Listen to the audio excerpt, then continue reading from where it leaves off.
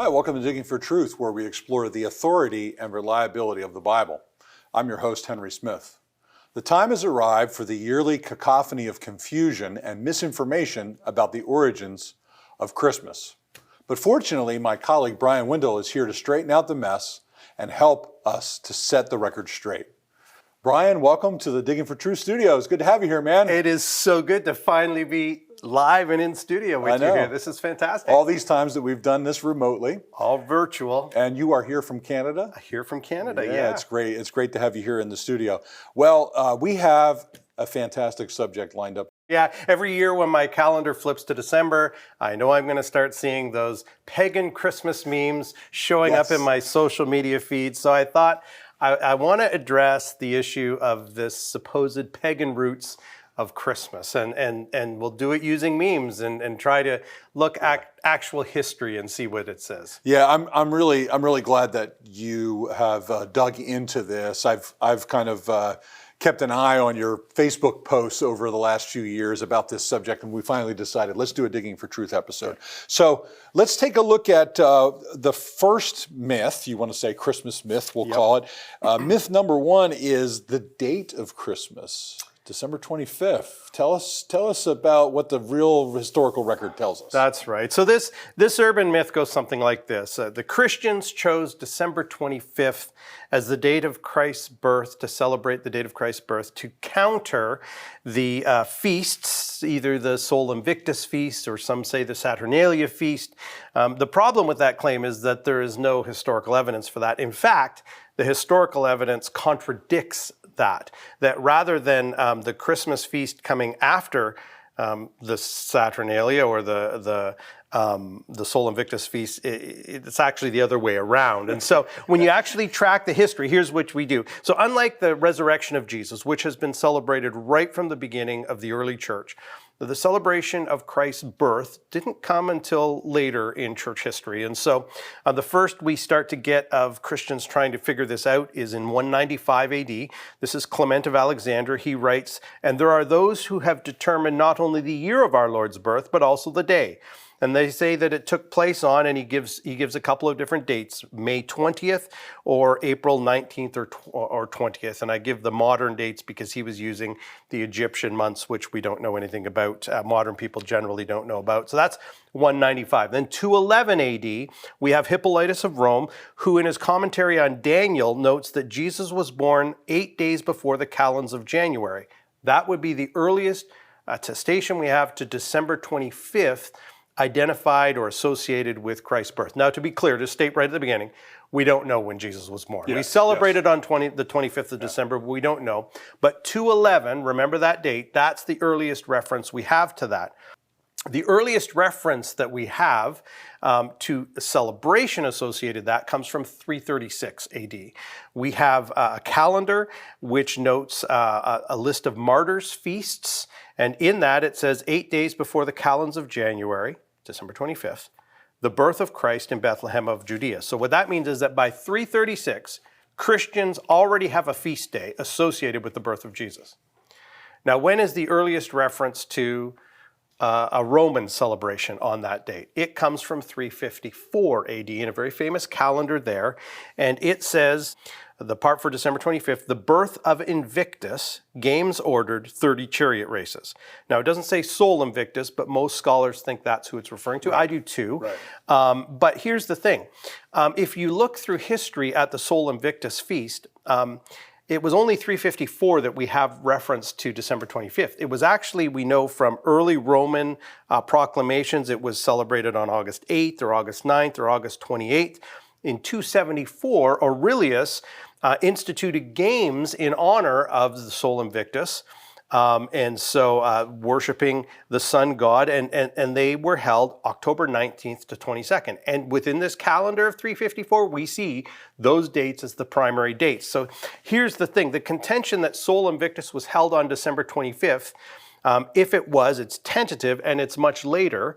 And the more important dates were October 19th to 22nd. Those were the important dates associated with Sol Invictus.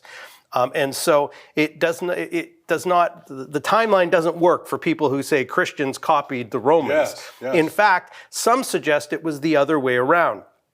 My friend Wes Huff, who's a Canadian apologist, he has said this: in reality, the Roman temple worship was on decline by the 4th century. It is just as possible and even more probable that pagans moved their celebration to December 25th to compete with the Christians, who were a growing religious majority at the time. And Wes has some great stuff on this. I encourage our listeners to check out his website, wesleyhuff.com. He's got some great stuff there.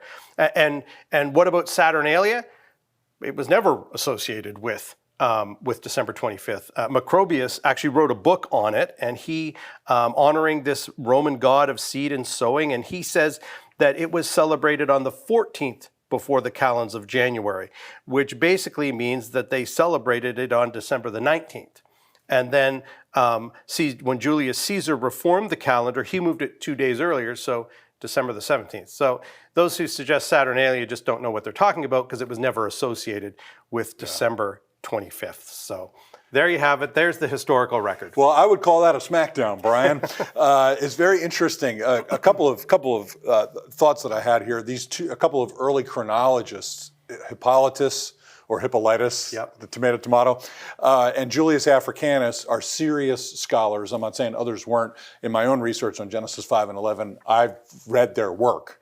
So even though we might not agree that we can actually figure out Jesus' birth date, these men were serious in terms of their pursuit of trying to answer that question. That's right. So these are very credible sources that predate this. So wouldn't it be ironic if it's actually the pagans who stole it from the Christians, right? That's right. So how did we get to? We have these early scholars who landed on December 25th. How did we get there as a sort of like a established, if you will, Sure. even though we're not really sure? Yeah, so we don't know for sure. There are two theories. So I'll mention both of them. The first is that it may actually come from an old tradition that a prophet died on the same day that he was conceived. And so since early Christians believe Jesus died on March 25th, and I don't think that's the date of Christ's birth, but that's the date that early Christians seem to have landed on. You do the math, 9 months, that brings us to December 25th for his birth. And so Thomas Schmidt, by the way, is a scholar, and he's demonstrated the Hippolytus of Rome identified December 25th as the date of Christ's birth because he believed Jesus died on March 25th. So there seems to be this connection to an old kind of odd belief that early Christians seem to have held. The other suggestion is that December the 25th is associated with the winter solstice. And of course, that has to do with the sun. And in early Christian homilies that we have written, these early Christian sermons, it seems that early Christians were making the identification in some metaphorical way of Jesus being the true son of justice. And so it seems that maybe they associated it with that. We don't really know. And there were multiple dates given before we kind of settled on December the 25th. But those are two plausible explanations for how December 25th was chosen. It was not chosen because the Romans were holding a feast on that date. Yeah, and the Bible doesn't tell us. No. So this is not strictly a biblical issue. Obviously, it relates to the birth of Christ, but it's not an issue of, dating that the Bible gives us a chronology because we simply don't have it. That's right. All right. Well, friends, we're here with Bryan Windle. We're talking about, you might call false Christmas memes that are floating out there during the holiday season. We'll be back after this message as we continue.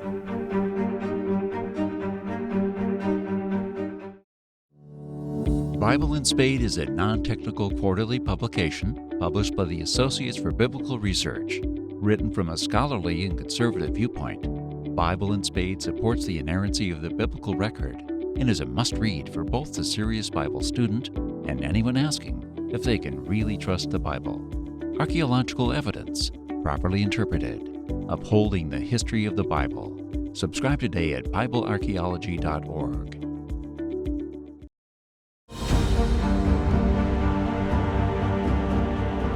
Hi, welcome back to Digging for Truth. We're exploring bad Christmas memes, as it were, here with Bryan Windle. Bryan, okay, we covered the birth of Jesus. Some pretty bad arguments out there that it was borrowed from pagan mythology. In fact, it might be reversed. That's a possibility. Let's next up is the idea of the virgin birth. which theologically is critical for our understanding of the person of Jesus. But the claim is that this is borrowed from other ideas, theologies, motifs. Tell us about that. Yes, so you'll see this on social media, guaranteed again, that there are these memes that float around every December that suggest that Christians stole the virgin birth of a god motif from other religions. And so they will say that other gods like Mithra or Horus or Tammuz were born of a virgin on December 25th, and Christians just stole that motif. So let's look and see if there's any evidence to back it up. We'll start with Horus. Horus is an Egyptian god, and he was born, there's this one meme, maybe you've seen it, says he was born of the Virgin Isis Mary on December 25th in a cave, with his birth being announced by a star in the east and attended with wise men.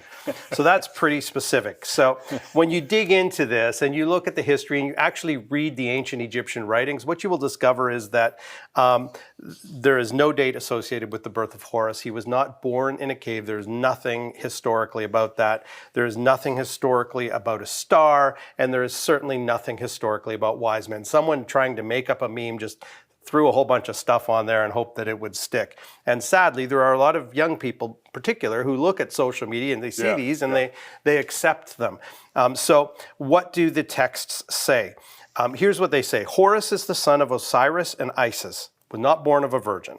The pyramid text of Pepi I, this dates to the 3rd millennium BC, utterance 573 records, Horus has loved thee, he is thy son, the son of Osiris. So clearly not born of a virgin. In an Egyptian story called The Contendings of Horus and Seth, which dates to the New Kingdom period, it clearly states Horus was the son of Osiris and Isis. So clearly not a virgin birth involved with Horus. So what about Mithra? Mithra is a popular choice. We see this all the time. Sometimes there are these clever memes that say Mary Mithras out there as if there's some... I haven't seen that one. Somehow suggesting that Christians stole the virgin birth of Jesus from Mithra. I have to confess that that's clever. It is clever, that's right. But false. But historically false. Yes. There is literally no historical evidence that ties... that provides a date for Mithra's birth. And all of the ancient literary evidence and archaeological evidence is clear that Mithra was born, fully grown, birthed from a rock. Not from a virgin, but from a rock. The ancient poet Commodus wrote, "The unconquered one, born from a rock, if he is considered a god." In his book, The Roman Cult of Mithra, Manfred Claus notes that the literary sources are unmistakable. Mithras was known as the rock-born god. We have inscriptions that state that. Yeah. There are numerous altars and reliefs that show him coming up out of a rock, being fully born. And so anyone who is suggesting this nonsense about Mithra being born of a virgin clearly has not done any historical reading at all, because on this regard, the archaeological evidence, the historical evidence, the literary evidence is unanimous. No virgin birth there. Then some have suggested that Tammuz, a Mesopotamian fertility god, also known as Dumuzi, was born of a virgin on December the 25th. However, again, false. There is no historical evidence associating Tammuz with those dates in December. Now, there were festivals centered around his worship. One was celebrating his marriage to the goddess Inanna in February, March, and one in March, April, honoring his death. And if you look at the ancient myths from Mesopotamia, again, not a virgin birth. And so it's really important that we understand this. There's an ancient Sumerian poem, The Courtship of Inanna and Dumuzi, which states that Tammuz and Dumuzi was conceived on the sacred marriage throne. So again, there's no virgin birth associated with that. People just make up these particular memes. I think that's pretty devastating too, Brian. It's hard to escape from the force of that. I think the thing you're encouraging people to do is to go back to the original sources, people who have studied these subjects in detail, serious historians, to see if any of this, washes out. So do we have any evidence that, so you debunk these particular ones. Yeah. Is there a general idea in the antiquity about a virgin birth by a god? Is anything else out there? And how could it relate to the gospel versions of this? Yeah, so I would not be surprised at all to find out that there is some god from antiquity who was supposedly born of a virgin. Gods were seen as supernatural, a supernatural birth associated with a supernatural god. I don't think that that's a problem at all. For example, the god Attis is often raised as an example of someone who was born of a virgin. But when you look into the ancient sources, such as Pausanias, which is a 2nd century AD source, you see that he describes that Attis was born, and this is, a little crude, when the gods cut off the male genitals of one god, and that grew into an almond tree, and another goddess plucked the almond and became pregnant with that. So is that a virgin birth when you've got male genitals of another god? I don't think so, but here's the thing. Doesn't quite qualify, does it? As another friend, Canadian apologist Tim Barnett points out when confronting these types of claims, even if all of these examples were true, and they're not, but even if they were, it still wouldn't mean the account of Jesus' birth didn't happen.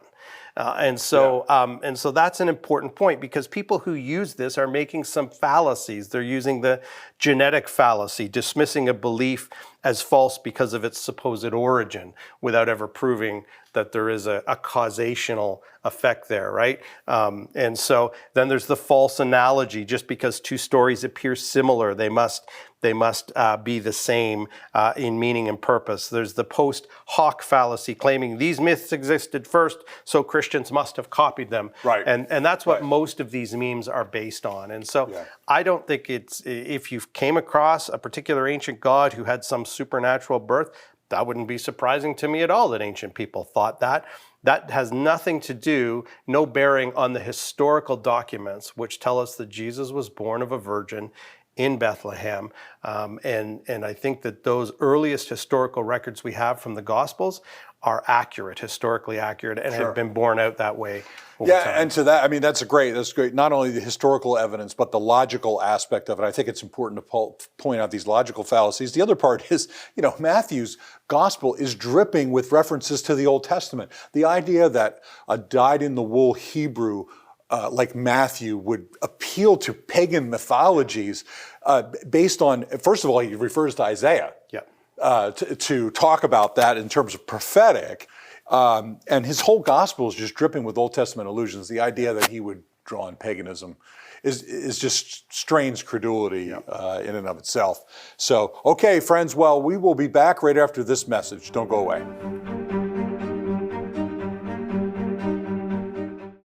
Digging for Truth is produced and recorded in the studios of Lighthouse TV. Positively different.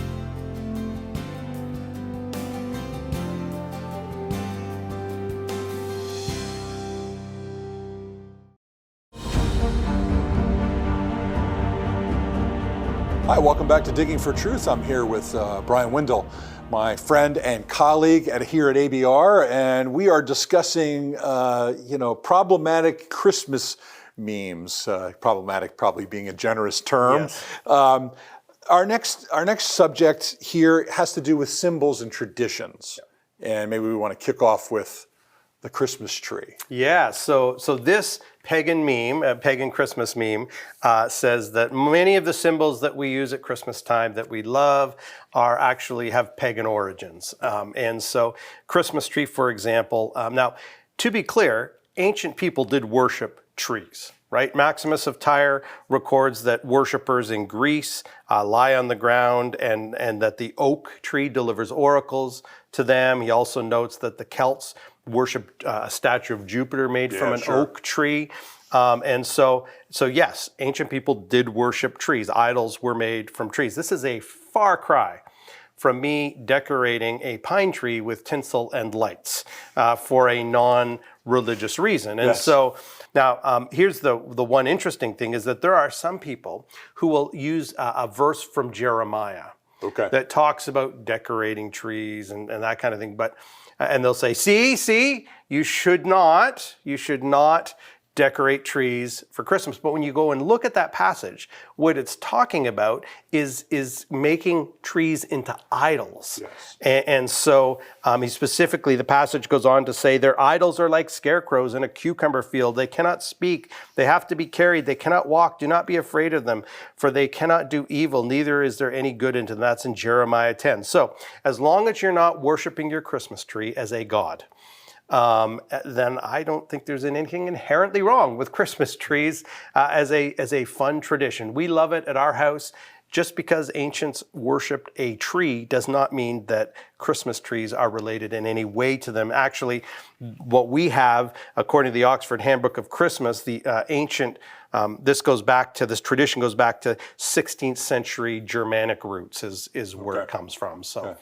Yeah, I think the center point there is obviously about idolatry. Obviously, the Bible prohibits us from engaging in that if you're not doing that. The other part is that, you know, you can take something that, let's say it was paganized in some kind of way. You could take something like a Christmas tree and sanctify it. First of all, the tree is God's creation to begin with, right? Yep. I guess unless you have a fake tree, which we have. So, all right. But the real tree is God's creation, and you're not engaging in idolatrous worship of it. So it seems to me that's even if it has pagan roots and it's not in the Bible anyway. Yeah. There's no Christmas trees in the Bible in terms of how we practice this in the modern day. So, okay. So we have that, and then we have another favorite subject is mistletoe. Mistletoe. Tell us about mistletoe. Sure. What do we I'll know be about honest. that? I'm not a big fan of mistletoe myself, but I mean, if you want to put it up and kiss under the mistletoe, it's just a tradition is all it is. Now, some people will say it too has pagan roots. It's associated with Druid worship. Okay. And if you read some of the ancient writings, they did decorate some of their stuff with mistletoe when they slaughtered bulls for their sacrifices.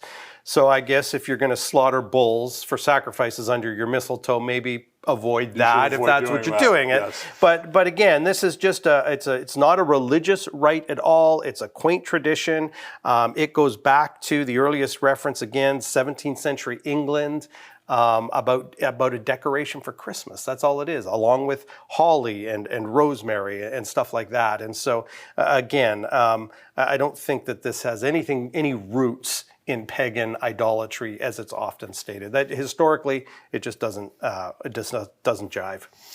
Yeah. That I actually hadn't heard about the mistletoe one where people were putting their finger on that one. I had the tree I had heard, but the mistletoe I had. So I think that's helpful, instructive for anyone that's run into that. Okay, so now we have our favorite character from the Christmas season, at least in terms of 20th and 21st century Western Christianity, or Western culture, I should say. Yep. And that is our friend with the white beard, Santa Claus. That's right. Okay, so what's some of the historical background with Santa Claus, and give us your assessment, and maybe we can be helpful with people with this as well. Sure, yeah. So first of all, we never did the Santa game. We called it at our house. We had our kids. We exchanged gifts. We told them they were from each other. I don't have a problem with people who want to do that, I guess, but that's just never been a thing for us and our family.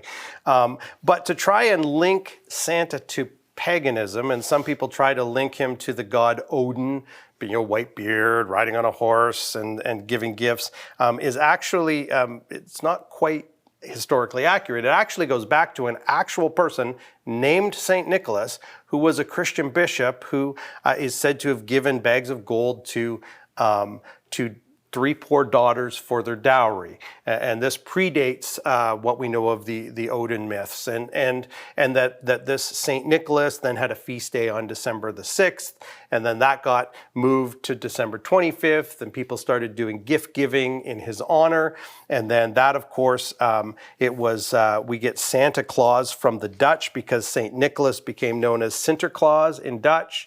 And then when Dutch immigrants came over to this part of the world, they brought their traditions over with him as well.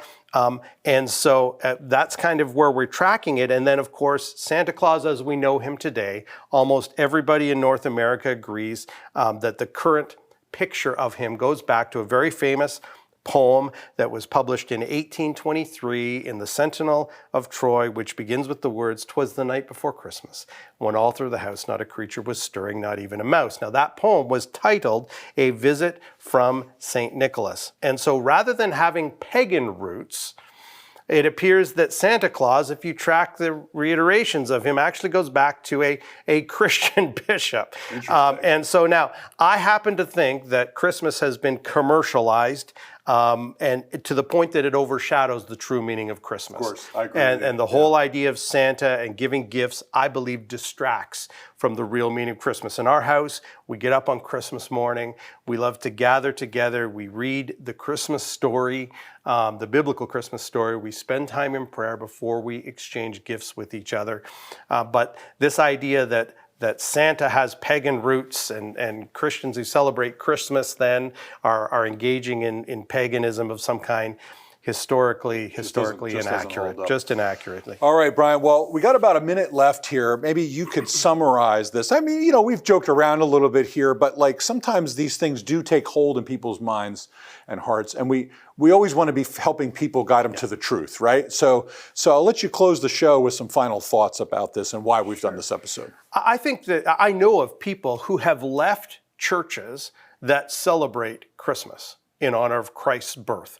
And just by virtue of the fact that they celebrate Christmas around December 25th, because they have become convinced in these the pagan roots of Christmas, supposed pagan roots of Christmas, popularized by these memes, they have actually left churches saying we shouldn't be celebrating the birth of Christ. And I'm not convinced of that. Yes, it was a later tradition in church tradition that grew up, but I think it's a great opportunity to harness the season to point people to Jesus. And I would say to these people and to young people who see these and are convinced, if you're getting your history from social media, you need to get out a little bit more and do a little bit more historical research, because there is absolutely no pagan roots to the celebration of the birth of Jesus. Yeah, great job, Brian. And as I said, we've joked around a little bit here, but in the serious part of it is we don't want people to become trapped in false information or a kind of legalism, perhaps, that can lead to division in the church that's unnecessary. That's right. When we have conflict in the church, it needs to be over essential matters, right? Matters of truth and not matters like this. Well, thanks for coming in and covering the topic. It's been great. To be here. Well, friends, thank you for watching Digging for Truth. We hope you have a great Christmas holiday celebrating the birth of Jesus, the exalted one who came into the world to give his life for us and will return not as a small, innocent child, but as a conquering king. And we hope that you'll accept this truth today so that you'll be on his side. Thank you for watching Digging for Truth.